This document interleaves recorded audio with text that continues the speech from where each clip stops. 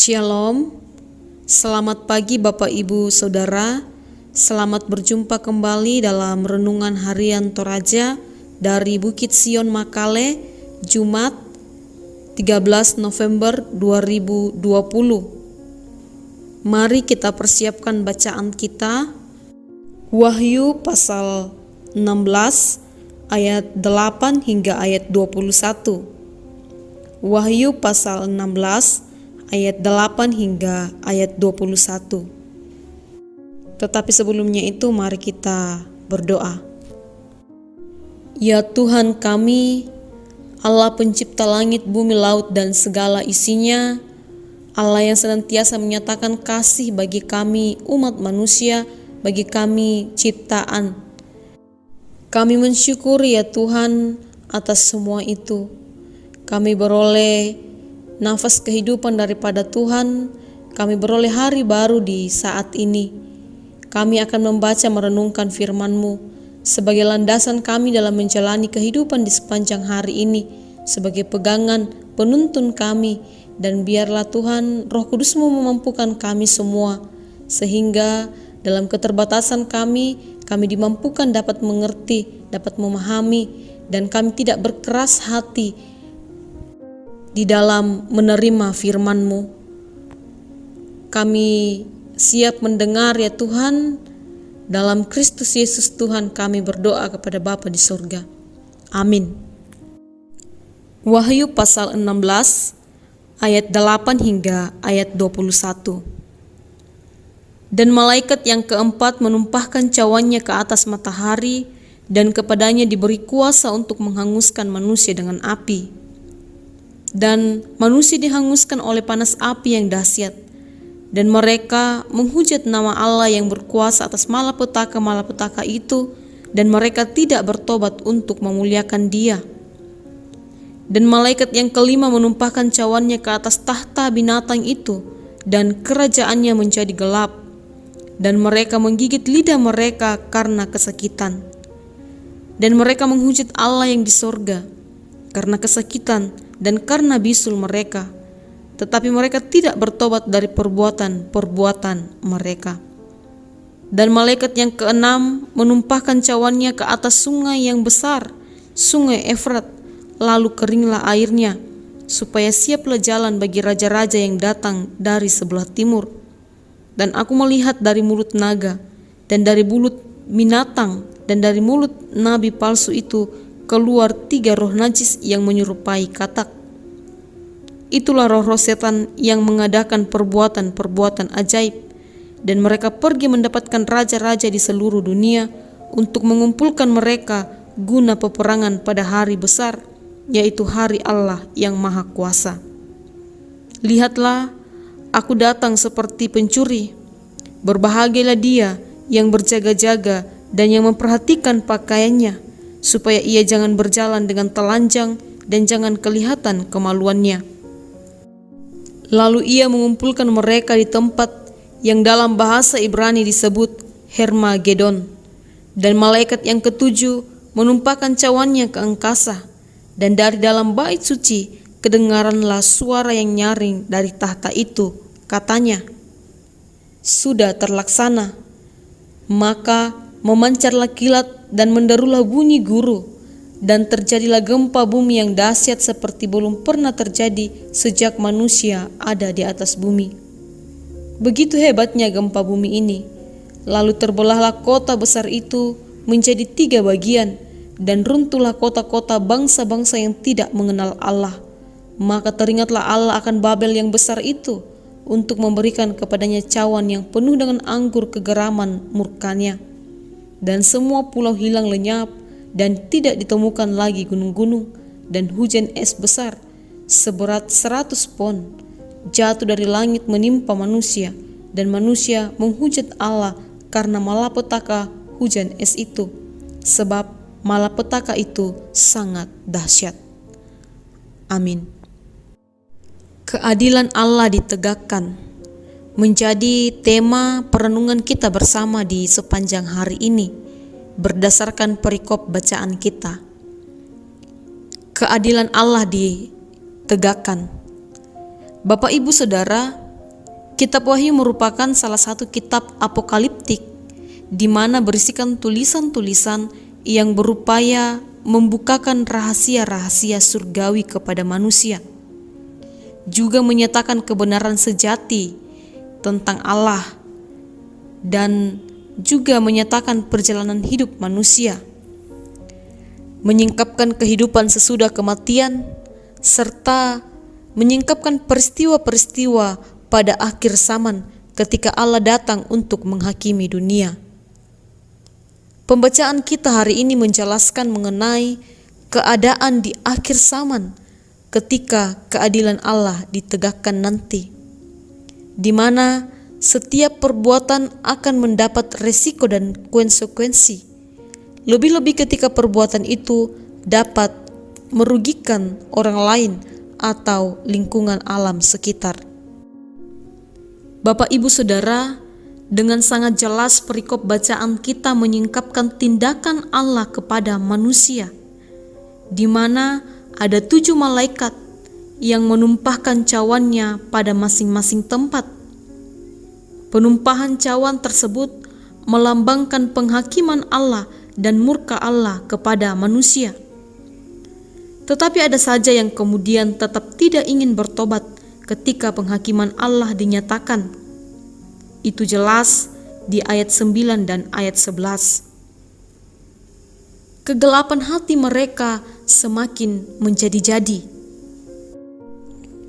Peristiwa ini mirip seperti yang terjadi pada diri Firaun, di mana Allah mengeraskan hati Firaun. Demikian juga dengan manusia akhir zaman, di mana Allah mengeraskan hati yang gelap menjadi lebih pekat. Bapak, Ibu, Saudara, bersyukurlah jika hari ini Tuhan masih menegur kita melalui firman-Nya, jika kemudian ada perbuatan kita yang tidak berkenan di hadapan-Nya. Bersyukurlah jika hari ini kita masih diberikan hati yang mau menerima firman Tuhan. Bersyukurlah jika kita masih diberi kesempatan untuk bertobat, untuk kembali ke jalan yang benar. Sebaliknya, adalah sebuah hal yang mencelakakan jika pada akhirnya Tuhan telah menutup diri dan mengeraskan hati kita, sehingga ketika kita mendengarkan firman Tuhan, ketika kita menerima teguran, kita kemudian tidak lagi meresponnya dengan baik, bahkan kita menutup telinga dan tidak mau bertobat. Jika kita telah seperti itu, maka sungguh celakalah kita. Ketika Allah telah mengeraskan hati yang gelap menjadi lebih pekat, dan tidak ada lagi pengampunan bagi orang yang demikian. Bapak, Ibu, Saudara, betapa ngeri kedahsyatan murka Allah serta kebinasaan yang diakibatkannya. Untuk itulah kita harus berjaga-jaga, sebab hari murka Tuhan tersebut seperti pencuri. Berjaga-jaga adalah sifat sejati seorang beriman. Kita yang kini tertekan secara rohani karena melihat kejahatan makin biadab dan makin menjadi-jadi, boleh terhibur bahwa semua itu kelak akan dimusnahkan dan ditiadakan oleh murkanya yang adil, dan tetap miliki pendirian agar tidak ikut terlibat dalam kejahatan tersebut, tidak ikut terlibat dalam kebiadaban tersebut. Meskipun kadang kita tergoyahkan, tetapi tetap ingat bahwa senantiasa kuat dan teguh di dalam kebenaran, karena Tuhan selalu akan menolong kita yang sungguh-sungguh berserah kepadanya. Karena itu berbahagialah kita yang saat ini tetap setia dan senantiasa berjaga-jaga, karena kita tidak tahu kapan Kristus datang kembali menegakkan keadilannya di bumi. Amin firman Tuhan. Kita berdoa. Syukur kepadamu ya Tuhan, kami kembali diberi kesempatan untuk membaca dan merenungkan firman-Mu.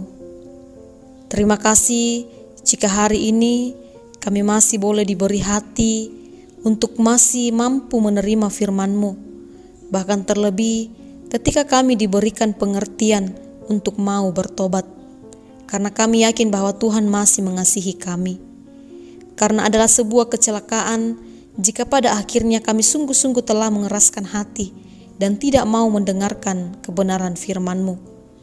Karena sungguh ya Bapa, kami tahu bahwa ketika Allah telah mengeraskan hati yang gelap menjadi lebih pekat, kembali lagi bahwa itu adalah sebuah kecelakaan bagi kami.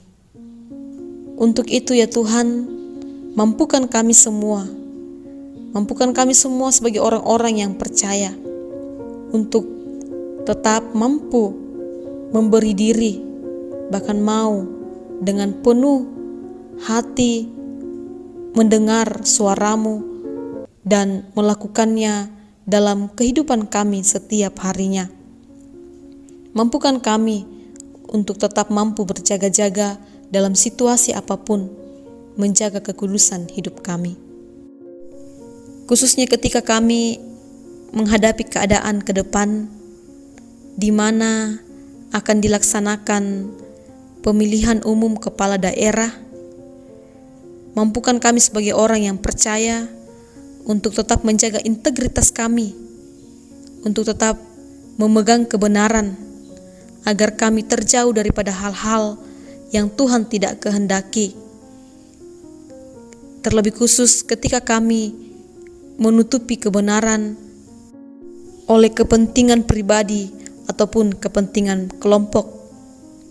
Ajar kami semua, baik kami sebagai pemilih, baik mereka yang mencalonkan sebagai pemimpin, terlebih khusus bagi mereka yang Tuhan percayakan untuk menangani proses ini. Ya Tuhan, senantiasa juga peliharakan kami sepanjang hari ini dalam tugas dan tanggung jawab masing-masing, dalam pekerjaan, dalam keluarga.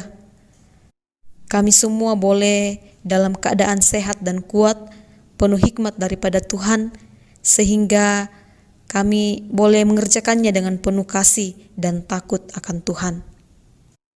Kasihani saudara-saudara kami yang berkekurangan, yang dilanda bencana, yang dalam sakit penyakit, yang dalam keadaan duka.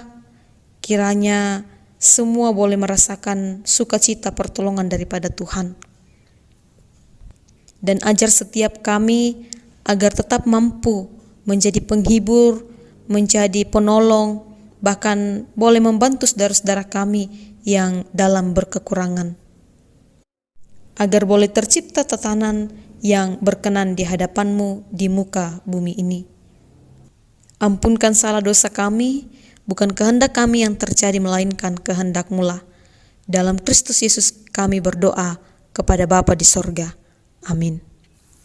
Demikianlah renungan harian kita pada pagi hari ini. Selamat beraktivitas dan Tuhan Yesus dipermuliakan dalam serangkaian aktivitas kita.